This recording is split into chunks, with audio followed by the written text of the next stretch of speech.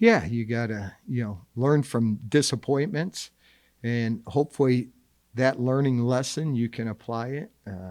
Starting league play, there's been times we go into league play feeling pretty good, and shoot, all of a sudden lose two out of the first three during the first part of it. So, for us, if we learn from it and we show that improvement this Saturday, then guess what? To us, it's a new season. This is what you prepare for. We're playing an opponent that we've had great football games with the last 4 years.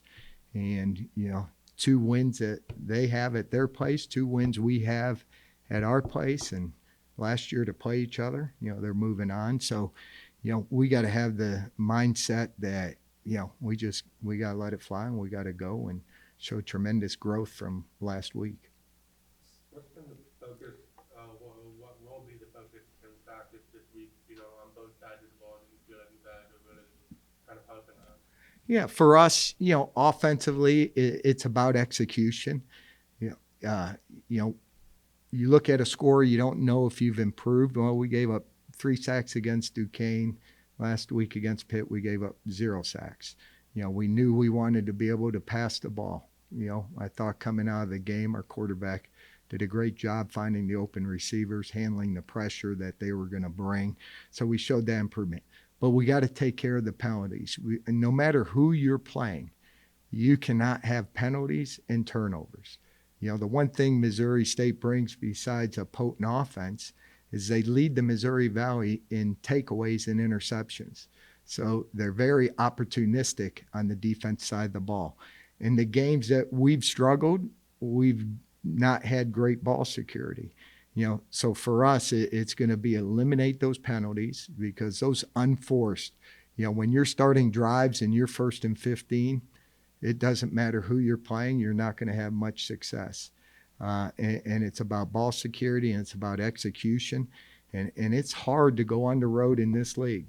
You look at league teams' home records, you look at league teams' away records, and you'll see there's a similarity between all the teams. So, for us to get on the road 2 weeks in a row, we got to be disciplined. We got to show tremendous focus and have that road focus. You mentioned, like, kind of jokingly a week ago, like, winter is coming. Yeah, it's here. Yeah, it's here. So, this has been one of the more challenging, just from an opponent standpoint, non-conference schedules. Yes. Yeah. Has these 4 opponents, regardless of the results, have they gotten you ready for what? And that's the fun thing about playing on Saturday. We get to find out. Did we go out there on a Tuesday morning practice and execute the way that we wanted to see? Yes. But I felt that last week in our execution. We're doing more of ones-on-ones because iron sharpens iron. And, I believe we have a good running attack. And if we can fit our run, we can fit other teams' runs. So doing more of that than maybe what we normally would be doing. Usually you do scout team and exchange, which we still do.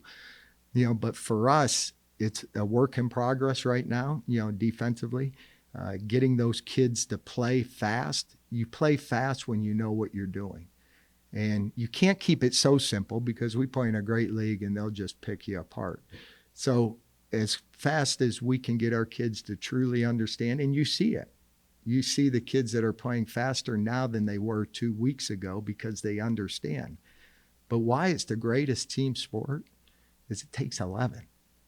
You could have 6 playing as fast as they can, but if 5 of them still are hesitant or paralyzed by an analysis, you're going to have some holes. So the minute we can get 11 people playing as fast as they possibly can because they know what they're doing, that's when the light comes on, and we're going to keep working that until we get it.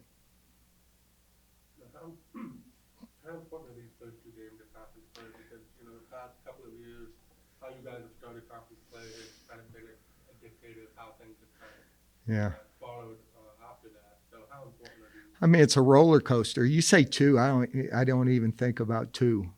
And our kids, when you said that, I hope, you only think about, you got to take one at a time in this league. In this league, it's a roller coaster. You go back history. We go on the road last year to UNI, and it was a barn burner that you lose by 3, and everybody thinks your head's between your legs and you're down and out. And then we beat a Southern Illinois team at home that was rolling. So it's truly a 1-week season where you got to stay focused on the mission that you got to try to accomplish, and to go on the road and get a hard-fought Missouri Valley football. I mean, those road wins in this league, it's gold, and it's a great challenge against a very talented team, not only offensively, defensively, special teams. So it's a great challenge, and we got to rise up to that challenge. So there is a sense of urgency. I mean, there's a sense of urgency every week, and I told the kids, we've been here. Some of you haven't. I got 40 new kids. They don't even know what Missouri Valley Football Conference been on a road game yet. So you're in a team room. How many got? I mean, there's, so you got to teach the history. You got to teach what type of environment we're going into. You got to teach, hey, this is real. When winter's coming, this is real. And how well we can teach and educate our young men in preparing them when they haven't experienced it. Now we can lean on some of the guys that have been through it. We've been 2 and 3 before. And guess what? How do you get out of it? You play 1 week at a time. And that's all you can do. And that's how we dug out of it before. We're never going to stop. We're going to keep persisting. My favorite word, that stick-to-itiveness. We're going to stick to it. I'm going to reset the clock. This week we reset the clock, and I'm excited to see the growth of this team come Saturday, at, what is it, Central Time, 2:30? Yeah, 3. Yeah, I lose track. We go Central Time. I think it's 2 Central, 3 o'clock our time. Missouri State obviously brings a lot to the table from an offensive standpoint. Mm-hmm. Good quarterback, good running back. Good offensive line, good receivers. No, they do. Grant Burkett, I think he's like 28 years old. Their punter, I feel like he's been here since that spring season. And he probably has. So you see a lot of familiar faces. And, we've had great games with them. We didn't have a very good team, okay, in what was it, 21, right, or 22 when we were 3, and then they came in top 5 in the country.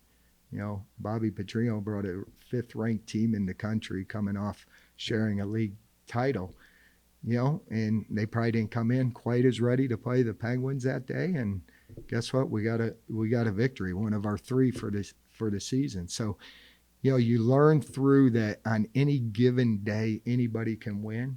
I think we learned a little bit of that in the non-league, took things for granted. Last year, I thought we were ready, and guess what? We had 2 disappointments in 3 weeks, and we had to overcome those disappointments. And the one thing about our kids, they do overcome. They show tremendous grit, tremendous persistence, and, we're going to continue to grow as a team and go out there and have a great game with Missouri State, probably for the last time. From what you've seen of them, who are kind of the standout guys out those stats? Their quarterback, Jacob Clark, he was hurt last year, so he played early in the season, then was out. But here's a guy, he can make every throw, 6'5", 220. He can run if he wants to run, but, he likes to throw the football. He's got a lot of targets. I think one of his best friends is number 2, Hunter Wood, who's a punt returner for him. And then Jacardi, we've been going against him. I had to watch him rumble for 50 yards against us last year here in the Ice Castle on a touchdown, a 6-foot, 220-pound tailback. So the challenge, and I feel they got great tight ends. They got very good tight ends. One of their tight ends is leading the league or the country in reception, yardage per reception. So they're explosive, where you see a tight end getting a 60-yard touchdown. You see a tight end on a screen running for 55 yards down the sideline. So they're going to challenge you every phase, their offense versus your defense. And, you know, if you don't come with the preparation, you know, we told our kids today, you know, you can trust the how and you understand the why. And for me, it's not what we know, it's what you guys know. And how quickly you know is how fast you can play. And I still haven't seen our team play at full speed, and we need to see it Saturday. Great, Doug, one more. Yeah. Back to last week. Yeah. Obviously, Coach Narduzzi said some things afterward, which was personal. And that's draw the ire of some fans who I talked to. Do you feel he ran up the score? You know, I feel in a game of football, if they can score 73 on you, score 73 on you. You know, but as a father, you know, I hope I'm teaching Lincoln as a head football coach with my kids. I hope I'm teaching them disappointments are going to happen in life. You're going to face adversity in life. And I certainly wouldn't want them to be angry for 39 years on those disappointments or adversity that they might have faced, that, you know, and so that's all you know, and that made someone feel better. Good for him. But, you know, we work that every day on teaching. Guess what, guys? The game of football, you're going to face life. There's going to be worse things in life that happens to you. And football kind of helps you teach you. You get knocked down, you got to get back up. You get lost, you got to go. But man, when real life comes and you lose jobs, death in the family, you know, those situations, divorce, you know, you got to be able to handle it. You got to be able to learn from it, and you got to be able to thrive from it. And so, you know, I hope I do a good job as a father, and I do a great job as a coach in teaching those principles.